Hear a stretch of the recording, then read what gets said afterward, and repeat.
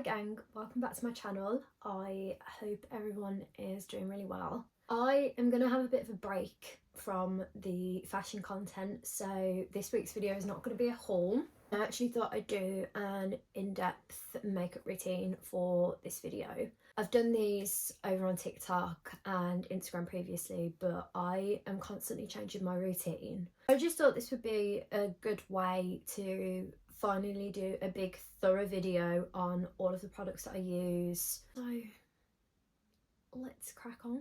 I'm going to chuck a bit of background music on because I'm one of those people that I just cannot do my makeup in silence. I apologise in advance for anything that may come on the shuffle. To start my makeup routine, I always start with brows. I just use a tiny little spoolie to brush them up, and I use a Rimmel eyebrow pencil. I have used this pencil since, I'm going to say maybe I was like 13 years old. This is the longest standing thing in my makeup routine. And I'll just never switch it out. I'm going to underline my brow first. I always find that my brows are really tricky to do.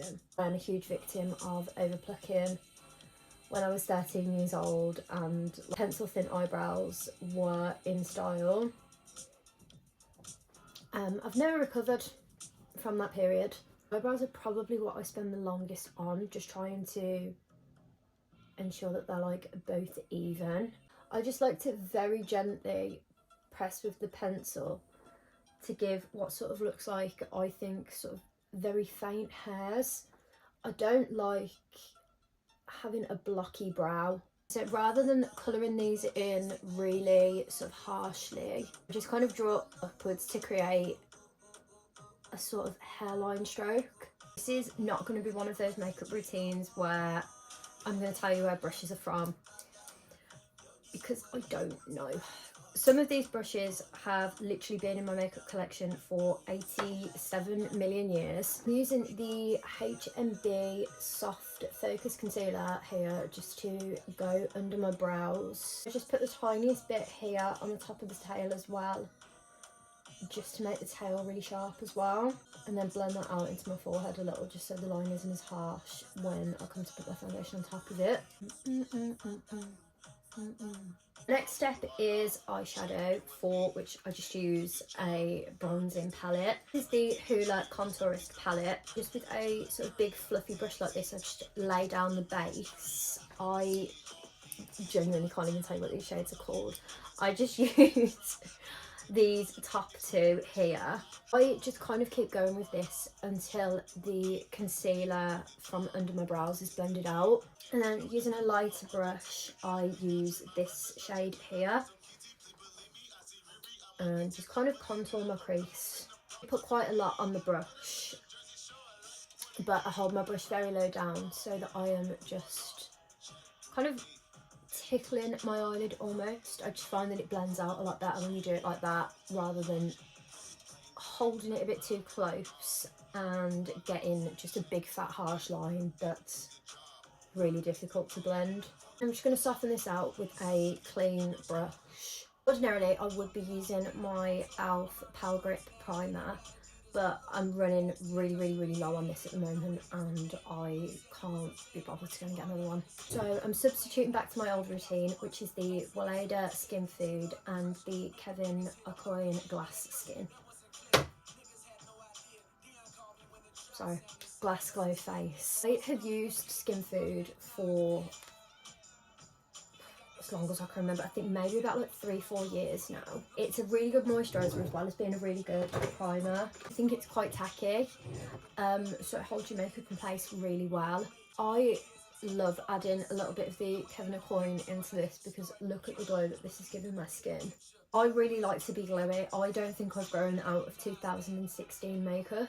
The more shine I can get on my face, the better. So that this is a priming routine that I would repurchase over and over and over again. For foundation, I am going to mix two because I am a stupid woman and bought a full bottle of this in winter. Summer's now coming around and it is already too pale for me before I've even properly caught a tan. I'm using the NARS Radiant Tinted Moisturiser in the shade Sydney, and I'm going to mix it with the NARS Light Reflecting Foundation in the shade Syracuse.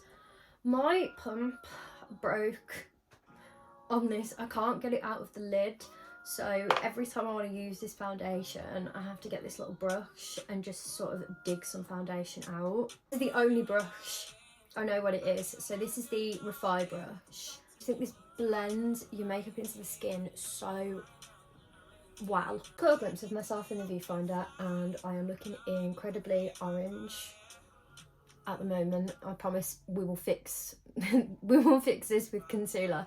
I actually look at orange in real life, so I don't know why my camera's doing me dirty like this. So I am now thinking of when someone called me an orange slag on Twitter the other week. Can't say I disagree with you, babe. My next step is concealer, and again I'm just using the HMB Cosmetics concealer. I'll hold it up to the camera. No, I won't, because you can't fucking see shit. Why won't it focus? I don't know what I did to deserve this, but anyway, it is 2.5W. I'm basically just chucking this concealer everywhere, except for my inner corners. I am going to come back and do those in a minute. I'm going to blend this all in with my Cocoa by Chloe Cosmetics sponge. I really like these sponges because they allow you to sort of like, what I do is squeeze and just, it really allows you to get in and be precise with the blending. I think I accidentally re-pierced a close-up hole in my ear while I was putting these hoops in, and I'm in so much pain. To contour my face, I usually alternate between two products. So I will either use the NARS cream bronzer or the... No! I forgot to use my flawless filter. Ordinarily, I would use this shade flawless filter on top of my foundation, but I've completely forgot because I am a brain dead dunce. I think I saw someone on TikTok saying about using this in a darker shade just to contour, and it works fabulously. Like, it genuinely, it just depends what I'm in the mood for on the day. I am in more of a cream bronzer mood today, so we're going to use this. I know that everyone's like really loving the Chanel bronzer at the moment, and I've seen that they have come out with a couple of darker shades. I used to use that when I was in college, and I don't understand how, because I made maybe like £200 a month while I worked at a coffee shop every Sunday. As I look back and I think, how the fuck and why the fuck was I spending £40 on bronzer? I found the consistency of that one to be quite chalky and a little bit hard to blend, and the shade was also very, very light for me. Just I didn't really love it that much, so I didn't bother rebuying it. But the NARS one, if you've been watching my content for a fair few years, you'll know that I never have a bad word to say about NARS. So when I saw that they came out with this cream bronzer, I screamed, I cried, I threw up. This is again another product that I will continue to repurchase for the rest of my life. It was really reasonably priced, and you only need the tiniest bit, which is like why I say this has lasted me so long. So then I'm going to conceal the inner corners of my eyes, and I like to do this with the e.l.f. Camo Matte Concealer. I prefer to have a brighter concealer for my under eyes. I prefer to be a little bit more precise when blending my inner corner concealer out, so I do this with a tiny little buffing brush. I'm just going to pat that in rather than dragging. I feel like when you drag your concealer under your eyes, it can make it go quite grey and cakey, so I'm always very careful not to drag that across the face. It helps me to tidy up the contour on the side of my nose. Also, it blends in quite nicely then to the contour on my cheeks. Don't even talk to me about Don't even talk to me about how hit pan this powder is. But this is something that, again, I will repurchase every year for the rest of my life. I really actually do need a new one at the moment. I can't be bothered to shop. I just don't want to shop. I'm in one of those phases at the moment where a lot of my makeup is running out at the same time, and I think I'm probably in need of about £200–300 worth, and I don't want to do any of it, so I'm not. This is the Charlotte Tilbury Airbrush Flawless Finish, and with a dry beauty blender I just like to kind of rub this around the palette and tap this in all over my face to set. This kind of makes my skin look very sort of poreless, you know, it holds everything very nicely in place. So next up, if I can scrape enough out of this tub, I'm going to set my under eye and under my cheekbones with the Laura Mercier translucent powder. I've needed a new one of these for probably about 2 weeks now, and I just keep shaking the tub, just like getting every last drop. This is quite controversial. I know that a lot of people use a beauty blender or a powder puff to do this. I've always used this Real Techniques brush because I find it gives me the most control and it doesn't absorb as much product, so you don't really end up using as much. The translucent powder is something that I think I've been repurchasing over and over and over since 2019. So this is the only loose powder that I will ever use. Bronzer, I'm back to NARS, and this is my trusty NARS Laguna bronzer. I have used quite a lot of bronzers over the last couple of years, and to be honest with you, I can't tell you why I stopped using the NARS. I think I was just poor, so I started using the NYX bronzers, which, to be fair, are still very good bronzers. And then I started working at Doll Beauty in 2019. You had to wear the makeup like on shift, so I would always wear the lashes, highlighter, bronzer, pigments when they came out. That was all that Doll Beauty did at the time. They've come so far since then, and honestly I just love to see it. Like, I think these are like limited edition packaging. I know that's a really stupid reason to buy makeup, but that is literally why I did it. So ordinarily the packaging is like this, you know, white and black. I just wanted this, so I bought them. To be honest, I don't think I will ever go back because it is just such an amazing bronzer. Onto blush, I use Orgasm X from NARS as well. I don't know why they give their products these names. You literally need the tiniest little bit of this, as I found out the first time I put it on. Because I do a lot of orders on Look Fantastic, I have a ton of these mini orgasms. I know how that sounds.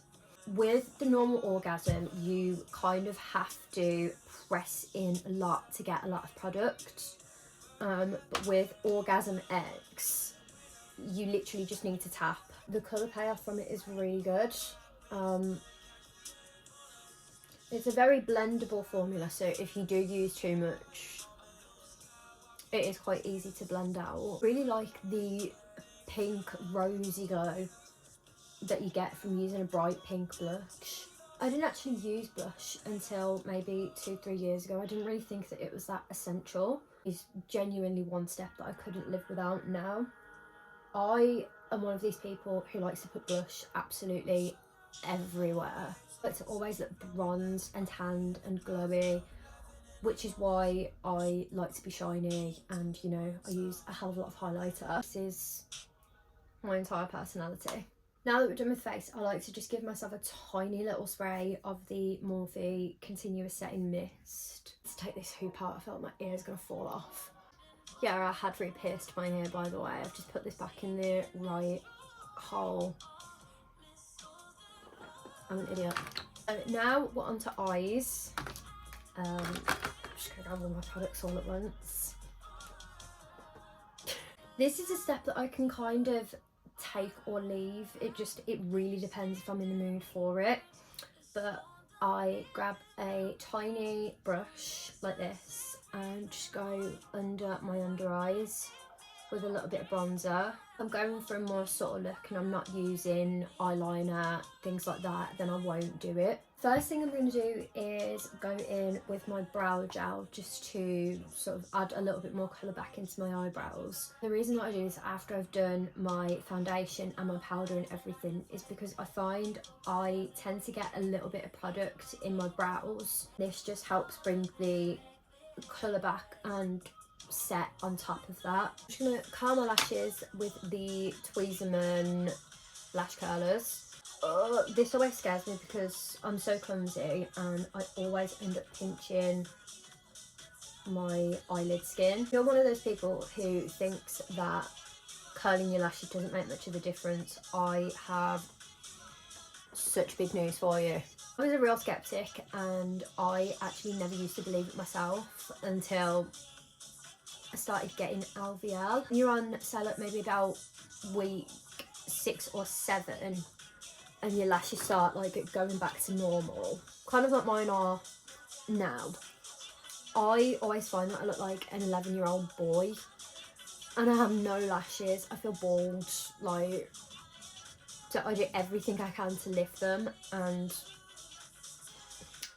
lash curlers are that essential step that you need in your life. I am genuinely incapable of filming my makeup without getting mascara on the inside of my face. It's every time. I don't even do it on purpose for like a funny little content moment. Like I am actually stupid. I use the L'Oreal Telescopic Duo. This black one here, I think is supposed to only be for bottom lashes, but I love the preciseness of this brush. Stupid order to do this in, but I like to do 2 coats of mascara and then go in with liner. I just find that once I've done my mascara, it maps out a little bit easier where it is that I need to draw. I'm going to go back over my lashes with the silver one. Do you know when people do like 100 layer challenges of makeup? That is just genuinely me on a daily basis with my mascara.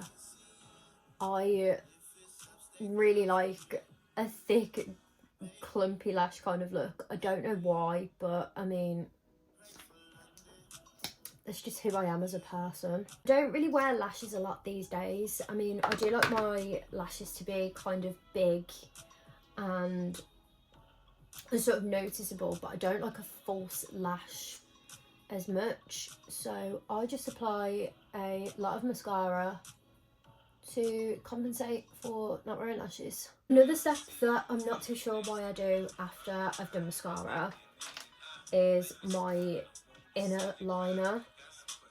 I just do this very lightly because I don't like it to look chalky, like there's a thick black line that's being drawn.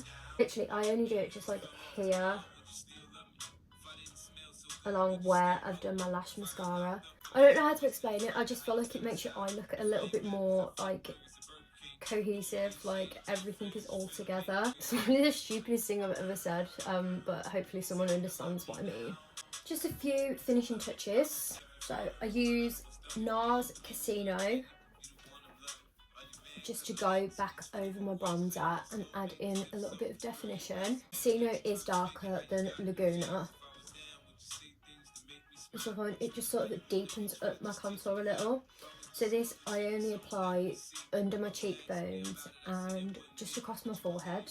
This is the Illamasqua Beyond Powder Highlighter in the shade OMG. It's the most pigmented highlighter that I've ever used, and I've used highlighters from quite a lot of brands. This, hands down, will always be my favourite. I like to do down the bridge of my nose here, across my cheeks, under my eyebrows, forehead, chin and top lip with my fan brush. And then I'm going to grab a little brush and just do my inner corner. Lips, I use an awful lot of products. Sorry, no, just take a minute to have a look at how many lip products I have in my bag, because this is just a joke. I can't even hold them all. I genuinely can't even hold. Look at the size of the bag though. There's actually no need for one human being to carry around that many lip products. Hopefully you now understand why I said my lip routine is rotational. I use the Morphe Sweet Tea Liner NYX Soft Matte Lip Cream in the shade London, made by Mitchell Blush in Can't Cope with Coral. Just lined my lips, then I go in with the blush. I mix the two. It gives me more of a peachy kind of tone. If I want to do gloss, I will either use NARS in the shade Laguna. I think this one is a lip oil. It's not one of the ordinary lip glosses. They do two. I think there was Laguna and maybe Coral Reef or something like that. NYX, this is Milky Gloss in Pink Shake. You know what, I'm going to use this one today actually, because this is a really good lip gloss and I never see anyone talk about it. Like, it's such a good wet gloss and it really just stayed wet for quite a while as well.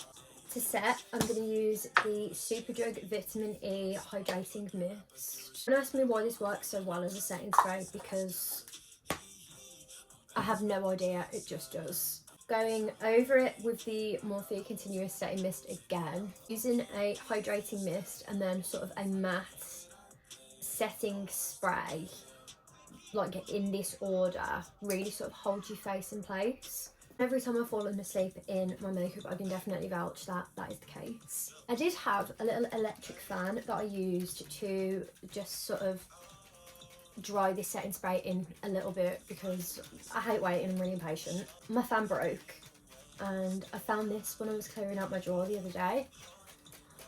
I definitely bought it on some kind of holiday, but you know when you just look at something you think, where the fuck has that come from? For my final step, I use the Maybelline Fit Me powder. I don't know what shade I grabbed this in.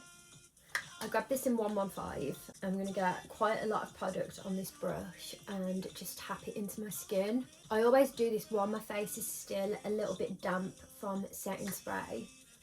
I find if the setting spray isn't holding everything in place, this powder on top of the setting spray definitely will. Fit Me is something I've heard about for years and years and years. I just bought it one day when I went into Superdrug because I was bored. Like, I just I wanted something new to try, and as much as I love the Charlotte Tilbury powder, I just thought, like, I want to try it. I find that this works a lot better after I've done all of my makeup, and that's why I use both of them in my routine. That is my up-to-date makeup routine. I hope that you've all enjoyed this video and all of my product recommendations. Hopefully I'll see you in my next video.